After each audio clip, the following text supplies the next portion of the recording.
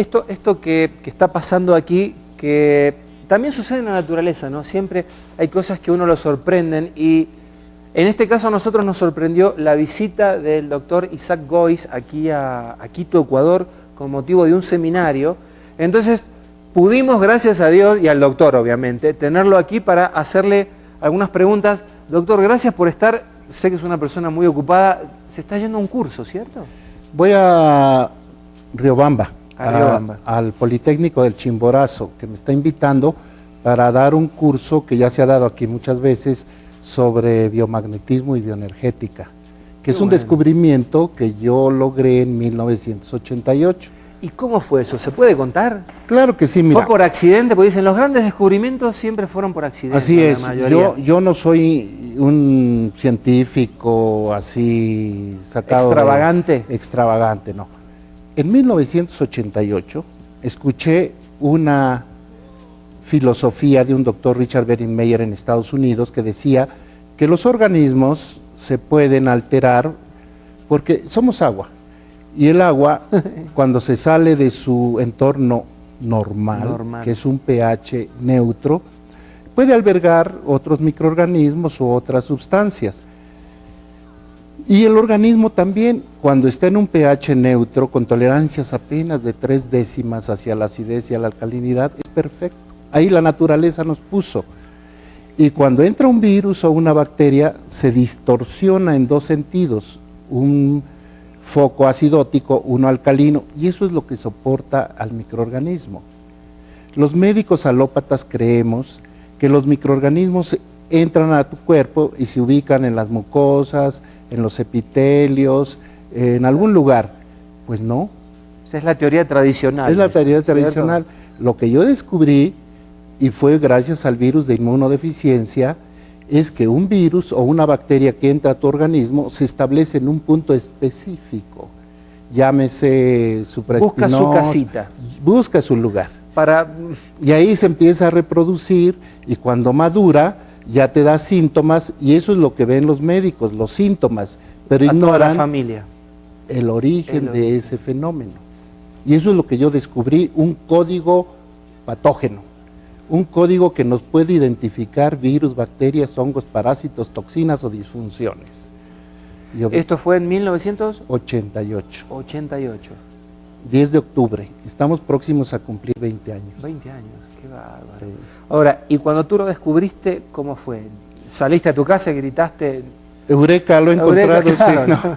Típica película, sí. ¿no? Ah, lo encontré. No, fíjate que yo soy médico alópata, yo soy fisioterapeuta, luego médico, y trabajando como médico, oyendo esta tesis del doctor, yo empecé a revisar pacientes con campos magnéticos, y me llega un día un paciente con VIH-Sida certificado por una institución de tercer nivel en México, el Instituto Mexicano del Seguro Social, sometido a tratamientos rigurosos de antirretrovirales, de hemocolíticos, expectorantes, o sea, en fin, esos lo lógico, lo clásico. Ajá. Y cuando me llega el paciente que estaba muy mal, le dije, bueno, lo único que te puedo ofrecer es que yo revise tu organismo a ver si tienes alguna distorsión del pH en tu cuerpo. Y él dijo, sí, adelante, porque yo me estoy muriendo, a pesar de los medicamentos.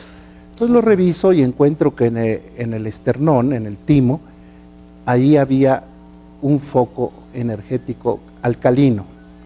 Y yo seguí revisando y llego al sacro, o ahora sé que es el recto, y encuentro un foco ácido. Entonces, pensando no como médico, sino como físico, dije, si aquí hay acidez y aquí hay alcalinidad, empujo las cargas que se impacten y si se neutralizan, vamos a ver qué pasa, ¿no? Maestro de los maestros. Pues sí. Sí, claro. Y funcionó. Y se curó por primera vez un paciente de VIH-Sida. A ver, perdón. ¿Puedes repetir esa última frase que acabas de decir? Se curó el primer paciente de VIH-Sida. Y de ahí empezó, por un lado, una investigación formal clínica y por otro una tragedia, porque obviamente las autoridades sanitarias, cuando yo les dije, el SIDA se está curando, ya tenía 18 pacientes en un año curados, y me dijeron, estás loco, ¿no? Eso no puede ser. Si Estados Unidos y Europa no dice que se cura el SIDA, tú estás mal. Y pasaron los años y yo seguía curando, ya no SIDA, sino tuberculosis, gonorrea, sífilis, clamidia, shigella, y una serie de patologías que se iban curando espontáneamente sin necesidad de medicamentos, sin necesidad de protocolos exagerados, sin necesidad de estudios caros, sino por el solo hecho de poner los campos magnéticos en los puntos específicos.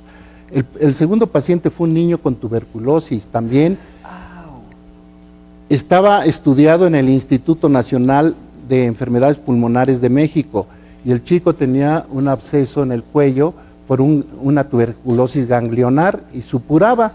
Entonces me llega y yo empiezo a revisarlo y encuentro que supraespinoso acusa este fenómeno, lo impacto y a los 8 días cerrado el absceso, el niño curado, y eso a mí obviamente me movió toda mi estructura de médico alópata.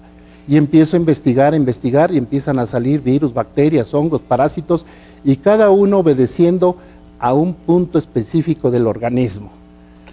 Y ahí empezó todo. Pero por el otro lado, yo en el deseo de que esto lo supiera el mundo, doy aviso a las autoridades sanitarias y obviamente me rechazan, simplemente me rechazan, no me hacen caso, no me contestan.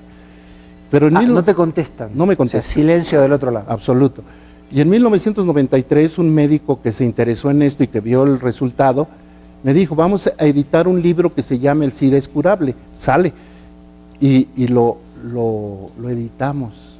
Y llega un escrito de la Secretaría de Salud de México donde me prohíben la edición del libro. Lógico. Cualquier persona dice, ¿y por qué no te vas a un amparo constitucional? Porque no está prohibido ni decir ni escribir ninguna cosa, y menos... Básico, libertad de prensa, libertad de expresión. Que puede ayudar a la humanidad. Pero, ¿y qué pasa si te matan? ¿Qué pasa si en lugar de que te prohíban, te dan un balazo? Entonces me callé. O sea, como diría Chespirito, chanfle. Sí. Chanfle. Y el 15 de septiembre de este año, aquí en Quito, Ecuador, el Ministerio de Salud, la Universidad Nacional de Loja y otra personalidad del Ministerio del Deporte me dan el aval para que yo vuelva a publicar El SIDA es curable. Y aquí se da a conocer otra vez el libro de que el SIDA es curable. O sea, nadie es profeta en su tierra. Nadie es profeta en su tierra, porque el SIDA es curable. Y hay que ver 3 fenómenos, te los voy a decir. 1 es el virus, VIH. El VIH. 2 es la inmunodeficiencia. Y 3 es el SIDA. Entonces, confunden los 3 fenómenos. El VIH es un virus patógeno. Ajá. Y está en el recto, por eso no lo han encontrado. Y no destruye al linfocito T, sino la bacteria que le hace resonancia, que ese fue mi aportación a la humanidad. Como la mecha de la bomba. El descubrimiento del par biomagnético. Claro. Siempre que hay un virus, hay una bacteria que le hace juego, que le fabrica la mucoproteína que lo hace patógeno. El virus siempre ha existido, son partículas de ADN. Y esas partículas requieren de una mucoproteína que se les adhiera para que lo haga patógeno. Y esa mucoproteína la fabrica una bacteria que se llama Escherichia coli. Y esa es la que se instala en el timo y degenera el timo. El timo, de acuerdo a los estudiosos, después de que nacemos, empieza a retraerse y deja de producir los linfocitos T. Por eso se llama linfocito T, es del timo. Del timo, claro. Pero cuando ya somos adultos, ya no fabrica el timo, linfocitos T, pero ordena que se fabriquen en los ganglios y en otras estructuras.